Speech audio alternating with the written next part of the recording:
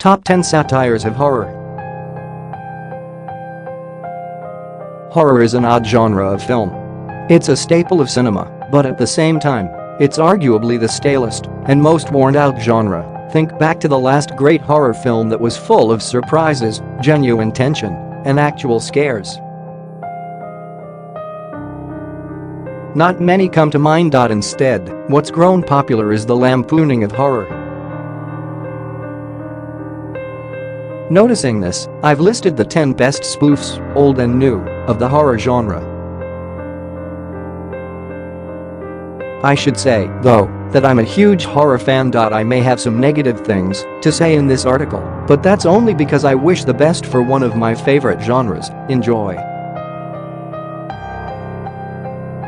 10. Student Bodies.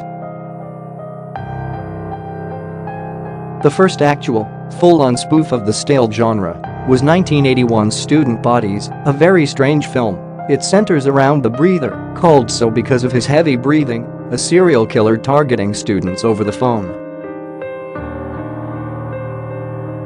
While spoofing the various cliches and tropes found in Friday the 13th, Prom Night and Halloween, the film also delivered several very strange but original moments, including an infamous janitor named Stick and a body count meter in the bottom corner. Ending with several twists stacked onto each other, the film is beloved as a cult hit and ushered in the age of self-realization, with those horror franchises named before accepting their goofiness and ham, briefly giving them a shot to the heart. 9. Scary Movie.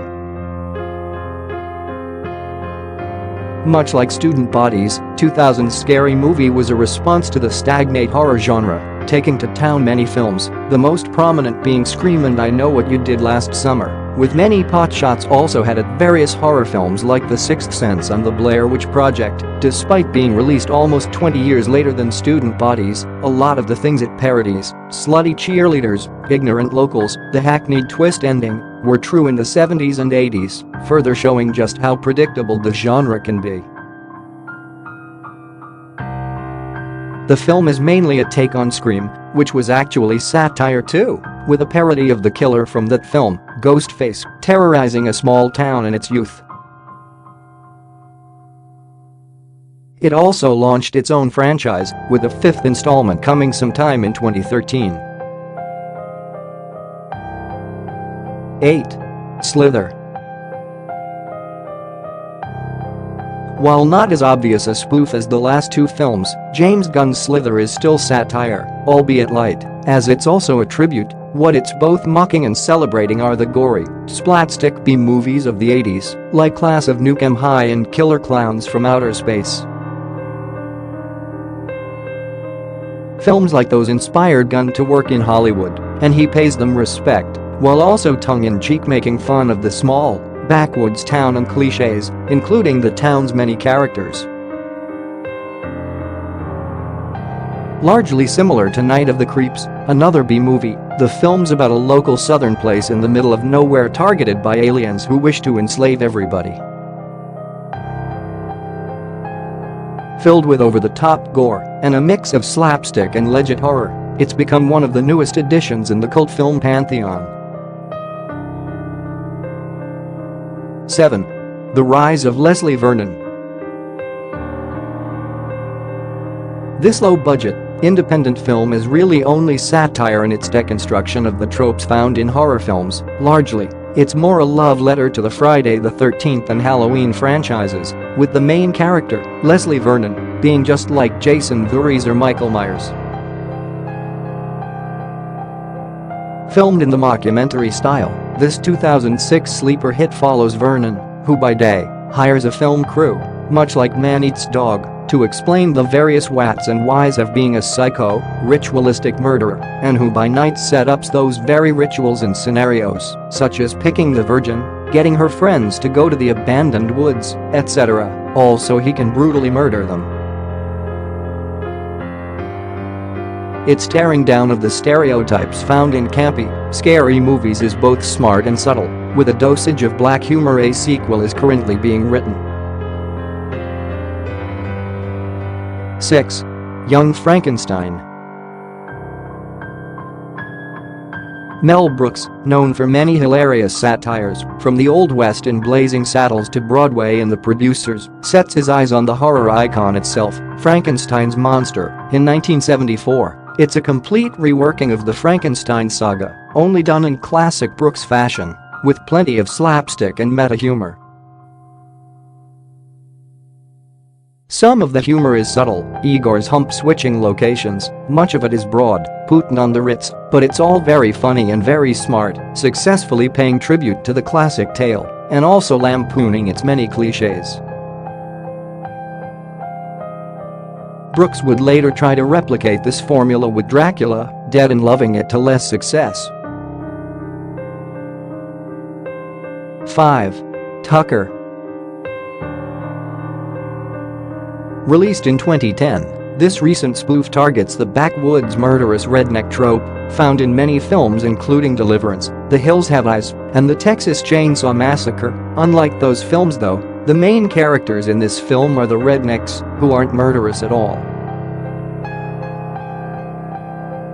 Instead, they're both incredibly nice warm people, but due to a series of misunderstandings and pure bad luck, are mistaken for those very stereotypes by a group of teenagers vacationing in an old cabin in the woods, who begin to attack the poor guys. It's a complete reworking of the original cliché, and it works brilliantly, giving rednecks a fair credit. 4.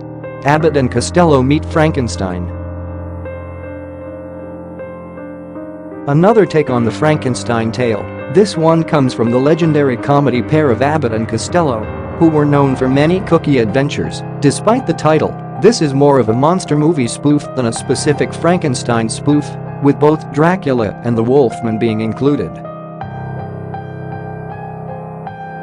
In the film, the helpless duo end up unleashing Dracula and Frankenstein's monster onto the world, and along the way, come across the Wolfman too. Like their previous films, it's zany and full of slapstick, but is still both funny and relevant. Like Young Frankenstein later, the many cliches of Frankenstein are poked fun at, only this time, 2 more monsters get the treatment. 3. Scream. Directed by the master of horror himself, Wes Craven, Scream manages to be both a complete deconstruction of slasher films and at the same, a great horror movie. Instead of being goofy and silly like other parodies before it, it uses those tropes for its advantage, with the murderer of the film, Ghostface, terrorizing a group of students using the various rules of horror movies, like not having sex and not doing drugs. The film openly acknowledges the tropes associated with this type of film, which makes the film stronger and unique. Even the twist ending is fresh. Smart, humorous, and edgy. It was followed by 3 sequels. 2. Shaun of the Dead. Zombies, a staple of horror since the very beginning, had managed to get through the years without a lot of mockery or grief. That changed in 2004 though, with Edgar Wright's Shaun of the Dead, a hilarious rundown of zombie cliches and tropes. It's centered around the titular Shaun, a workaholic with a frat boy best friend and a failed relationship, who's thrust into the zombie apocalypse.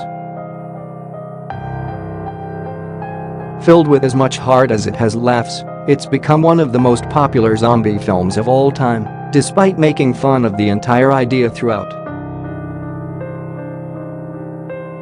It's also part of Edgar Wright's The Three Flavors Cornetto trilogy, with Hot Fuzz, a parody of action films, and The World's End, a parody of sci-fi. 1. Cabin in the Woods.